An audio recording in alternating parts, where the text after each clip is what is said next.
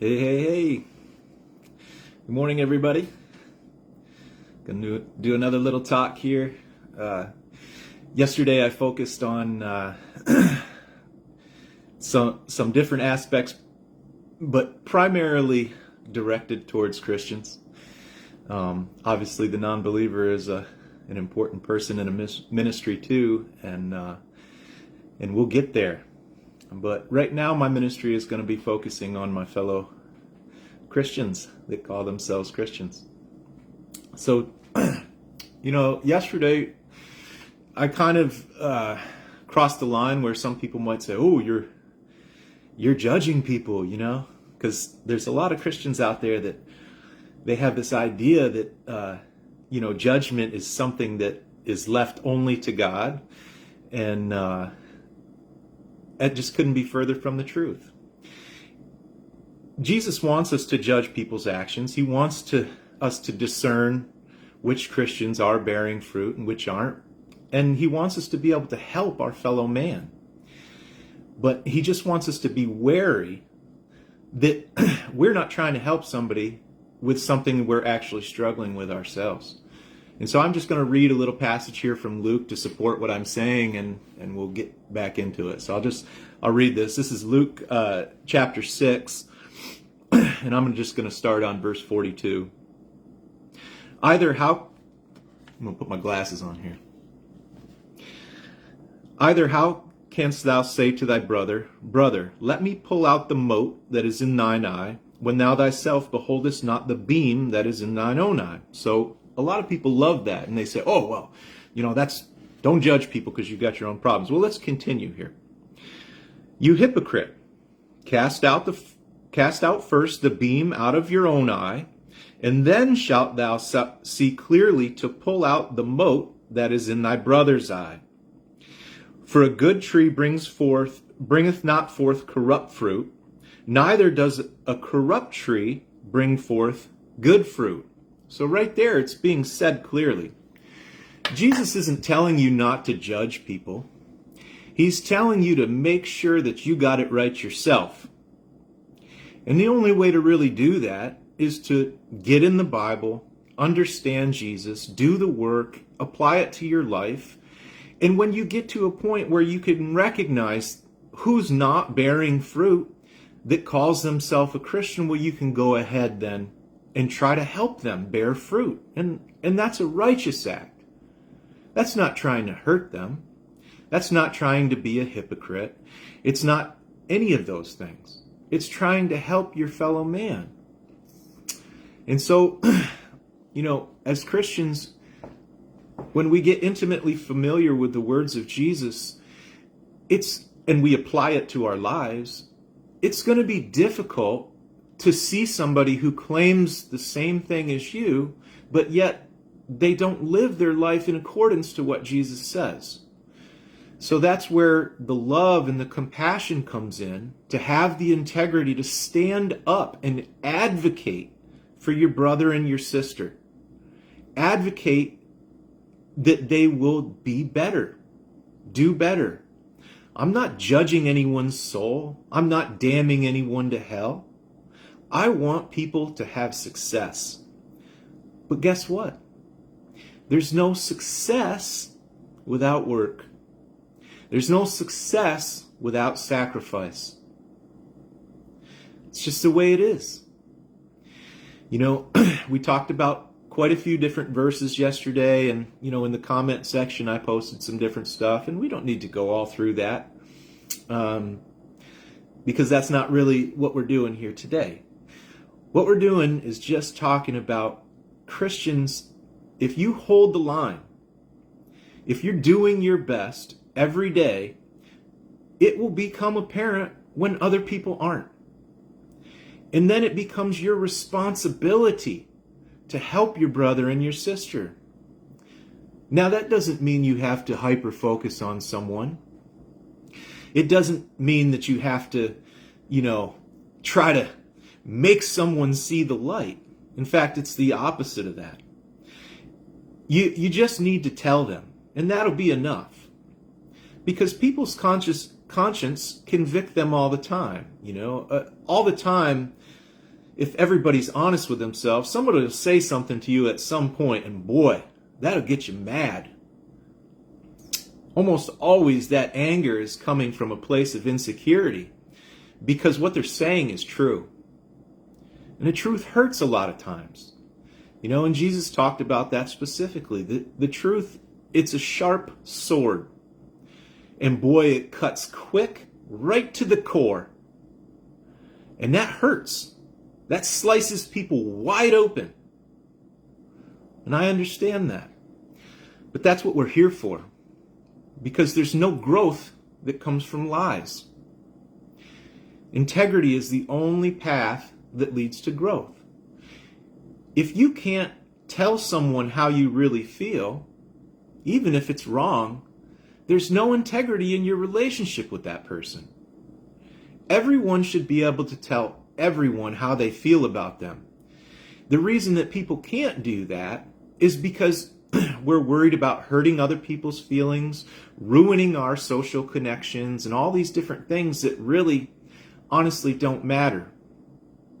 Because, people say, that's cold, Feelings matter.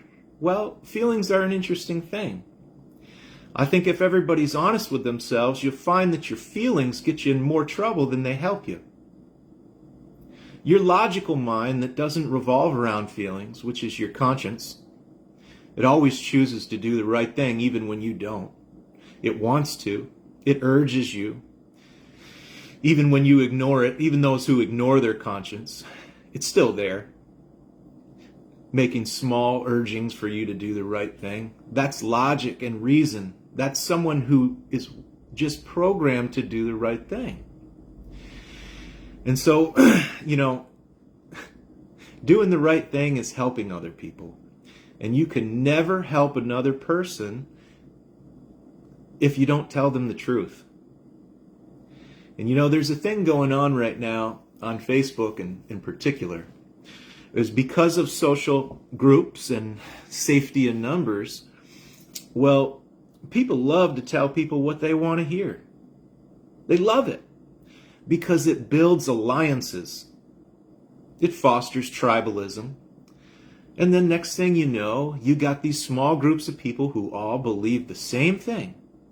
And anybody that dares speak differently to that group, oh boy, they all gang up on that person. That's just silly tribalistic behavior. That's ruining everybody's experience here.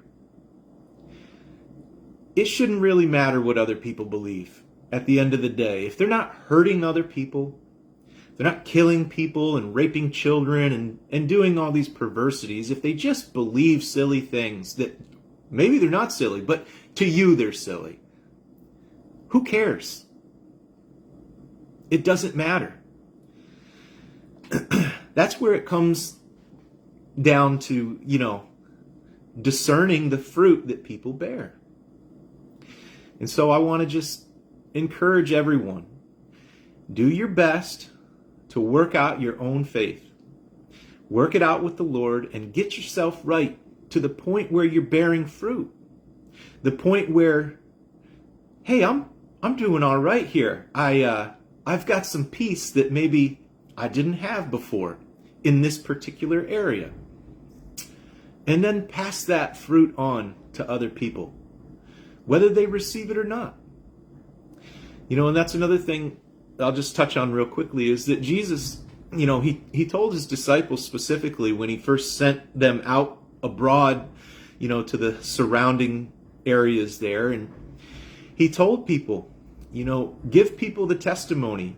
But if they don't receive it, literally wipe the dust off the soles of your feet as a testimony against them and move on. See, it's not our job to try to coerce people. It's not our job to really try to, hammer down on someone and make them see it. It's just our job to share the good news. And the thing is, though, if you want people to receive that good news, well, you got to be in a position where they see some light shining off of you. So, If you show up to a group of guys and all you're doing is complaining about your wife, complaining about your life, and then you turn around and try to tell them, hey, you want to come to church with me? Good luck. Good luck. Nobody follows that. People aren't stupid. People are not stupid, especially non-Christian, non-believers. Man, they see right through that crap. So, if you want to be a Christian who influences people, man, you better have your stuff together.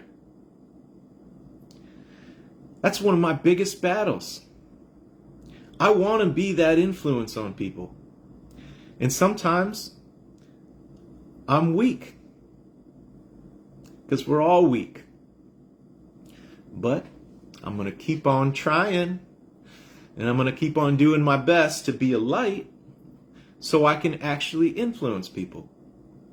And the only way I can be a light is to actually live the way that Jesus tells us to live.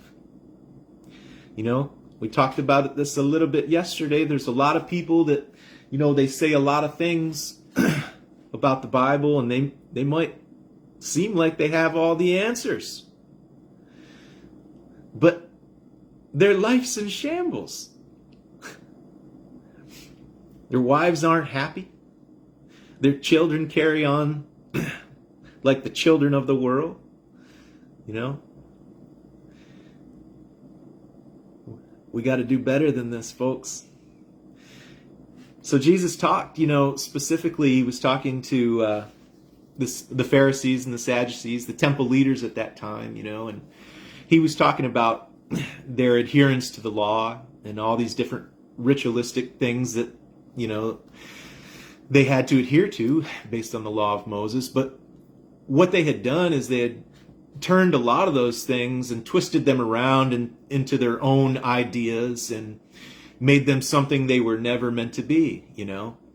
And so they were actually leading people down a road into the pit. And, you know, I feel like that's what a lot of people are on that path today. I just want people to get off that path. I want you to get in your Bible. I want you to study that thing and trust that the Lord can reveal the truth to you so you can actually influence people. So you can actually be the light of the world. We're the salt of the earth. But you know, Jesus told us if you're not salty, what good is that for? You're not going to flavor anything up. It's not worth anything. He also told us that it's better, you know, to be hot or to be cold than lukewarm.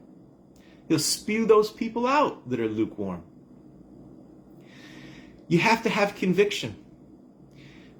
God would rather you be convicted and wrong than be lukewarm and mildly right. Because he can't use people that aren't convicted. In fact, Satan uses Christians that aren't convicted. He uses that as a weapon to fight against non-believers coming over to the Lord. He loves watered down, milky Christians. He loves that. We can't change anybody's life. We can't help anyone find the truth if we're just telling people what they want to hear most of the time and preaching, or actually what I'd like to say, teaching.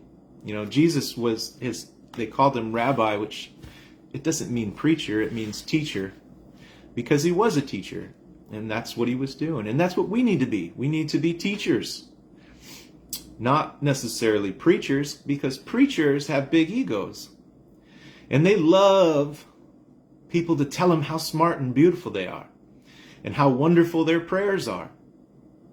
Whereas a teacher doesn't worry about whether someone necessarily receives it. They're there for the purpose of enlightenment.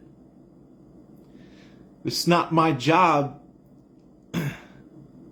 to worry about whether you receive that enlightenment or not. That's God's job. But you just teach it. You teach it.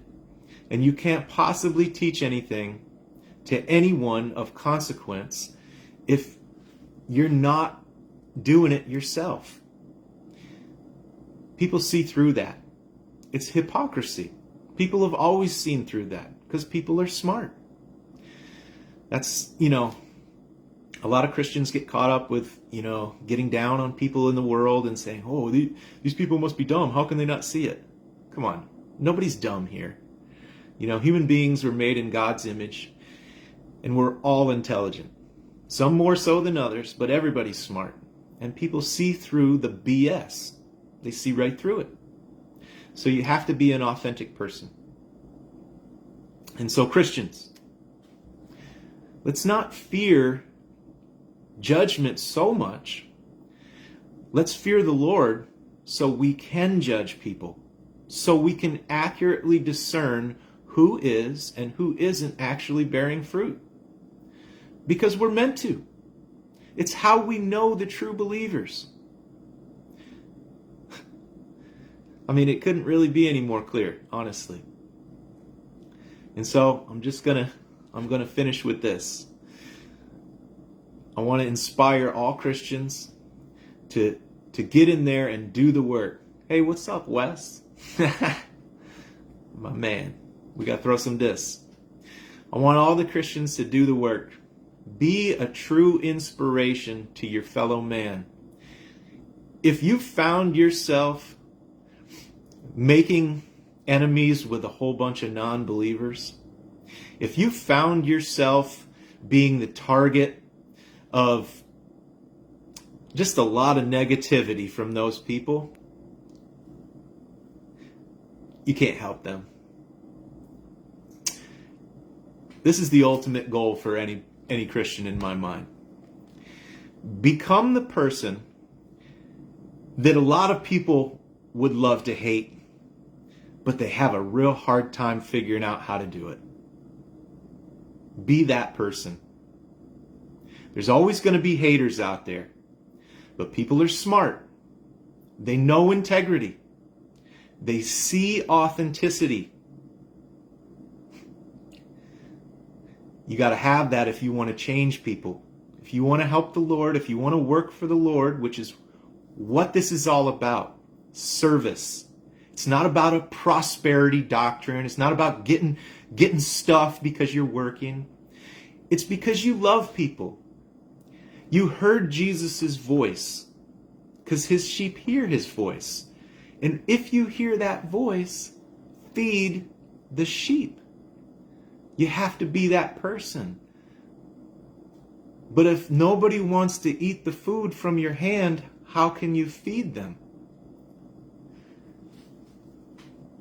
So let's have integrity, Christians. Let's stop hiding in church buildings. Let's get out there. Let's discern the truth. And let's have joy doing it. Take care, people.